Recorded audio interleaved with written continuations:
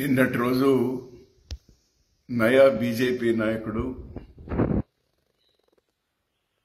ఇప్పుడు సెఫాలజిస్ట్గా విశ్లేషకుడిగా మారినటువంటి నా మంచి మిత్రుడు కిరణ్ కుమార్ రెడ్డి గారు రాహుల్ గాంధీ గారి గురించి చేసిన అతను మాట్లాడినటువంటి తీరు ఒక్కసారి ఆలోచన చేసుకోమని అతన్ని అడుగుతా ఉన్నాను నేను. రాహుల్ గాంధీ గారికి తెలివితేటలు లేవు అన్నారు తమరు.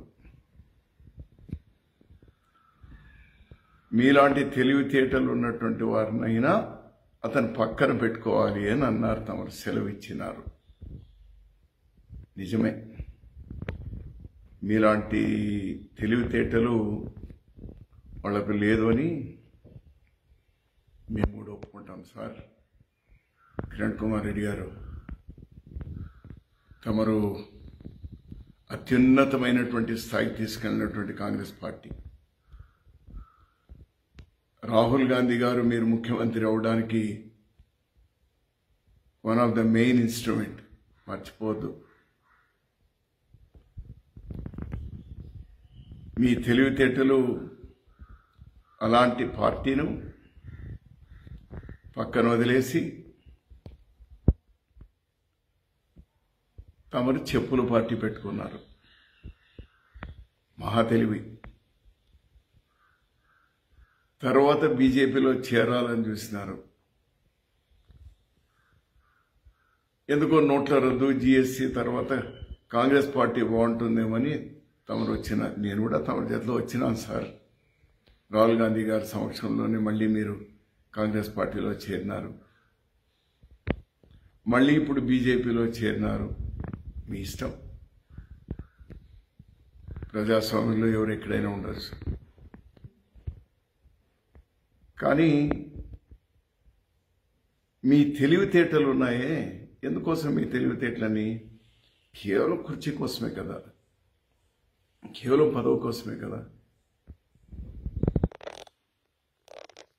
రాహుల్ గాంధీ గారు కానీ ఆ కుటుంబం కానీ మీలాంటి తెలివితేటలు లేవు కాబట్టే పదవుల కోసం ఆరాటపడలేదు సార్. మీలాంటి తెలివితేటలు లేవు కాబట్టే జవహర్లాల్ నెహ్రూ గారు దాదాపు 14 సంవత్సరాలు జైల్లో మగ్గేవాళ్ళు కాదు సార్.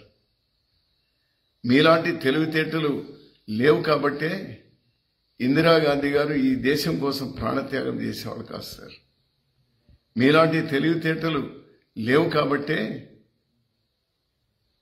రాజీవ్ గాంధీ గారు ఈ దేశ సమగ్రత కోసం ప్రాణాలు త్యాగం చేసేవాళ్ళు కాదు సార్. మీలాంటి తెలివితేటలు లేవు కాబట్టే సోనియా గాంధీ గారు ప్రధానమంత్రి పదవి వచ్చినా కూడా ఆ రోజు దేశం మంచి దృష్ట్యా మన్మోహన్ సింగ్ గారిని చేశారు సార్. రాహుల్ గాంధీ గారికి 2009లో 2012లో స్వయానా మన్మోహన్ సింగ్ గారే ప్రధాని కమ్మన్నా కూడా మీలాంటి తెలివితేటలు లేవు కాబట్టి ప్రధాని కాలేదు సార్. చివరికి మంత్రి పదవి కూడా తీసుకోలేదు సార్. నిజమే, మీలాంటి తెలివితేటలు లేవు. మీరు కాంగ్రెస్ పార్టీలో ఉన్నప్పుడు కాంగ్రెస్ పార్టీ నుంచి లబ్ధి పొందినారు, అంత పెద్ద పదవి పొందినారు. మీరే విధంగా ముఖ్యమంత్రి అయినారు ఏమైనటువంటివి నాకు తెలుసు, మీకు తెలుసు. అది బహిరంగంగా మాట్లాడాల్సినటువంటి అవసరం కూడా లేదు. ఆ సందర్భం వస్తుందని కూడా నేను అనుకోను. ఇప్పుడు కేవలం మళ్ళీ ఏదో పదవి కోసం, ఏదో ఒక రాజ్యసభకో, ఏదో ఒక చిన్న రాష్ట్రంలో ఒక లెఫ్టినెంట్ గవర్నర్ కోసమో అంత కక్కుర్తి పడాలనా? అవసరమా? Please, you are my good friend my dear. రారా పోరా అనుకునేటువంటి వాళ్ళం మనమిద్దరం కూడా, ఏరా ఏరా అనుకునేటువంటి వాళ్ళం మనమిద్దరం కూడా. ఎందుకంటే ఒక స్థాయికి ఎదిగిన తర్వాత ఆ గౌరవాన్ని కూడా కాపాడుకోవాలి మై డియర్ ఫ్రెండ్. ఈ విధంగా మళ్ళీ రాహుల్ గాంధీనంటే బీజేపీలో తమరి ప్రాపకం పెరుగుతుంది, ఏదో వస్తుంది. ఏమన్నారండి? ఎందుకోసం? రాహుల్ గాంధీ గారు అన్నదేమి, మహారాష్ట్రలో పోయిన అసెంబ్లీ ఎలక్షన్ నుంచి పార్లమెంట్ ఎలక్షన్ల వరకు, అంటే మధ్యలో 4.5 సంవత్సరాల కాలంలో కేవలం 50 లక్షల ఓట్లు, కొత్త ఓట్లు మాత్రమే నమోదైతే, పార్లమెంట్ ఎలక్షన్ నుంచి మళ్ళీ అసెంబ్లీ ఎలక్షన్ 6 నెలల మాసంలో మళ్ళీ 45-50 లక్షల కొత్త ఓటర్లు ఎలా చేరుతారు? ఇలాంటి తెలివితేటలు ఎక్కువగా ఉన్నటువంటి వాళ్ళు బాగా చెప్పగలుగుతారు కదా. ఈ మధ్య ఇప్పుడే నేను ఈరోజే చూసింది, నేను మామూలుగా ఇవన్నీ ఎక్కువ చూడడం, కానీ ఎవరో స్నేహితుడు బాధతో పంపినాడు, నీ స్నేహితుడు చూడు ఏ విధంగా ప్రవర్తిస్తున్నాడు అని. అది చూసిన తర్వాత అరే ఆ లాజిక్ తమరు చూడలేదా సార్? 4.5 సంవత్సరాల్లో 50,000 ఓట్లు, దాదాపు 6 నెలల్లో 50,000 ఓట్లు. ఏమంటారు? ఈరోజు బీహార్లో 65 లక్షల ఓట్లు ఒక్కసారిగా తీసేయడం, అది ఏ విధంగా ఎవరైనా ఒప్పుకుంటారు? అరే వీవీప్యాడ్లు, ఇది ఈవీఎంలతో సమానంగా అన్ని కూడా మీరు అవి కూడా లెక్కించండి అంటే ఏమి బాధ? ఈరోజు రాహుల్ గాంధీ గారు ఒక ఉదాహరణ తీసుకొని రీసెర్చ్ చేసి, అవును తమరు చెప్పినట్టు మా పార్టీ వీకు, ఇలాంటి బలమైన నాయకులు మాకు లేరు కదా సార్. ఇప్పుడు మేము బలహీనలే, రైట్, బలహీనలే, కరెక్ట్.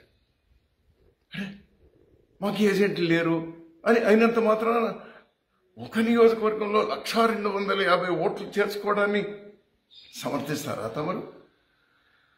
ఇవన్నీ మేము ప్రశ్నిస్తుంది రాహుల్ గాంధీ గారు కానీ 25 పార్టీలు కానీ మేము కానీ ప్రశ్నిస్తుంది ఏమి? ఎవరిని ప్రశ్నిస్తున్నాం? ఎలక్షన్ కమిషన్ ప్రశ్నిస్తున్నాం. తమరికేం నొప్పి అంటాను నేను. Let election commission react. Election commission లేని తమరికేం సార్? ఏమి తమరు ఈ మాట మాట్లాడితే ప్రాపకం పెంచుకోవడాక? No, I never expected. It's not correct. Better అలాంటి మాటలు రాహుల్ గాంధీ గారి మీద. ఈ దేశం కోసం అతనే పదవి ఉంచుకున్నాడు, ఆ పార్టీ పదవి.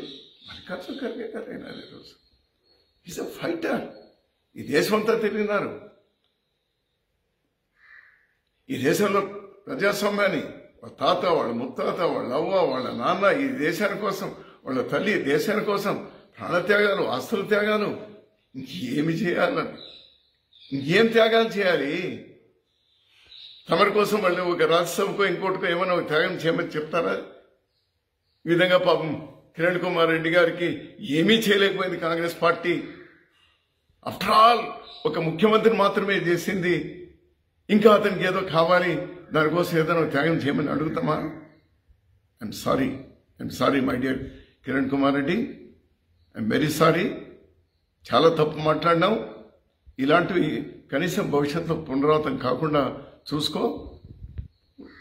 వస్తాయి పదవులు, వస్తాయి పోతాయి. మనిషి గౌరవాన్ని కాపాడుకోవాలి మై డియర్, చూసుకో.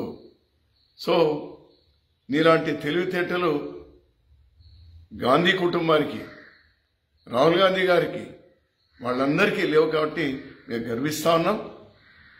మీలాంటి తెలివితేటలు వద్దు వద్దు వద్దు. ప్రజాస్వామ్యంలో అది మేమెవ్వరూ ఒప్పుకునేటువంటిది కాదది.